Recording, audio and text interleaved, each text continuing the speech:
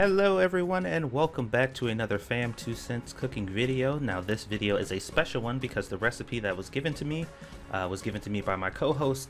It's a recipe from his mom. I'm making chicken Divan today, which I've never made before, but it was pretty fun and it turned out really good. And this is now going to be a dish that I add to the things that I make for my family regularly. So thank you, Scribe, for providing the recipe. Thank you, Scribe's mom, for also providing the recipe, and hopefully you guys enjoy it.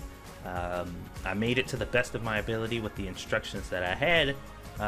Now just a heads up, I do plan on taking this recipe and doing my own version of it now that I've done the recipe that was given to me, so be on the lookout for a video of me kind of putting my own spin on it.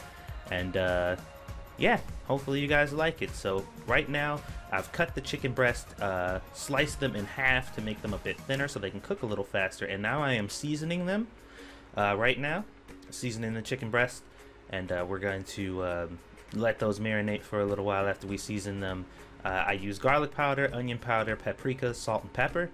Very simple, nothing too complicated, keeping things very straightforward. And we're going to pan sear these guys really quickly. It shouldn't take too long since we cut them in half. That was the objective. I don't like cooking or pan searing chicken breasts whole when they're really thick like that, because they take much longer to cook. It's a lot easier to deal with this way. As you can see, I'm getting a really nice char on them, because if you're gonna pan sear some meat, you want to get a nice char on it, or at least that's how it is in my household. So get that pan seared really good, and what we're gonna do after we sear this up is we're going to chop it up into cubes. We're basically just going to cube the chicken, and that is going to go over the broccoli now. Basically this dish consists of, it's a layer of broccoli on the bottom, layer of chicken on that. The other ingredients that I had were cream of mushroom soup with mayonnaise, a cup of mayonnaise, and what was it, a tablespoon of lemon juice to make the sauce that was going to go over it. After I made this dish and after I recorded this video, I actually looked up a couple other recipes to see what other people were doing, and there doesn't seem to be a consistent rule on exactly how you're supposed to make this. You can kind of do whatever you want. As long as there's chicken, broccoli, and some type of sauce, I guess it can be called chicken Divan, which is good because there's room for tweaking and all that good stuff. So as you guys can see here, I am cubing up all the chicken right now and cutting that up and getting that ready to be layered. And the broccoli came frozen, but next time I think I'm gonna do fresh, because there's a weird thing about frozen broccoli. Sometimes the stems you get inside a frozen broccoli package, sometimes they're just like texturally weird. They're like, I don't know, hard, I guess is the word. They're stringy. It's not pleasant. So I think I'll use fresh broccoli next time. But yeah, this was, like I said, this turned out really good. I had a lot of fun making it because it was something new. And instead of on the bottom of the pan, they had told me in the recipe that I was supposed to spray it with Pam. I don't use Pam. I don't remember the last time it's even been in my house. So what I did was I took a stick of butter and just rubbed it on the bottom of the pan, which is good enough. It can get a bit messy. So you should be careful with that sometimes, but that worked out either way. So I have the can of cream of mushroom right now, and I'm putting that into the bowl. As you can see, the recipe that they gave me called for regular mayo, but I used Miracle Whip instead. Interestingly enough, as I said before, when I went to go look at other recipes, I didn't see one other person using mayo. Like the 3 recipes I saw, not a single person used mayo. One used cream of chicken. The other used milk. Yeah, it was interesting. And the first one that I saw actually just used cream of mushroom with a little bit of milk added to it.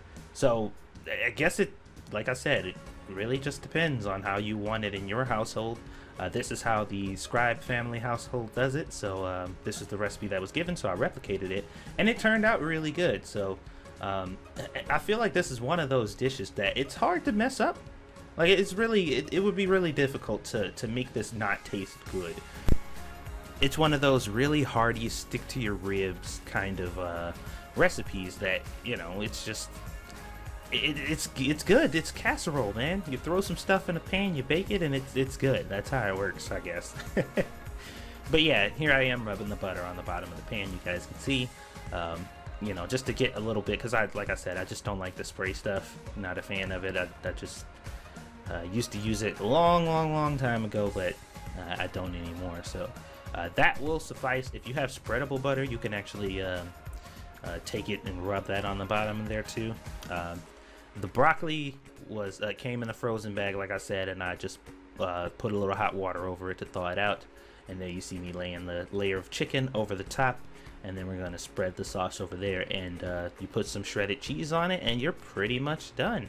Now, my issue here is I did this, I got it all set up and everything, and the one thing that I neglected to even think about is the fact that everything in this casserole dish is done. Like, this is all cooked. You could pretty much eat it like this if you wanted to. The only reason to put it in the oven really is to melt the cheese, which is why you only leave it in the oven for a little bit. But I didn't do that. I left it in the oven for far too long, and the cheese kind of got a little overcooked or whatever. Even though I kind of like my cheese like that, it didn't do a lot for the aesthetic of the dish. You know what I mean?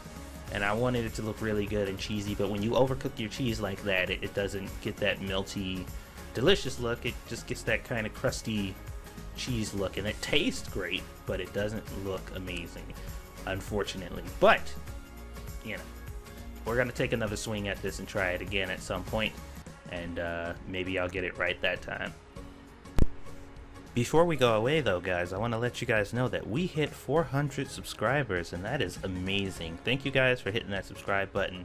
Thank you guys for following and sharing the videos. I truly appreciate it. That is quite the milestone for this channel, so let's keep it growing, keep it sharing, keep sending me recipes, and I'll do videos like this where I showcase them, and hopefully you guys enjoyed it.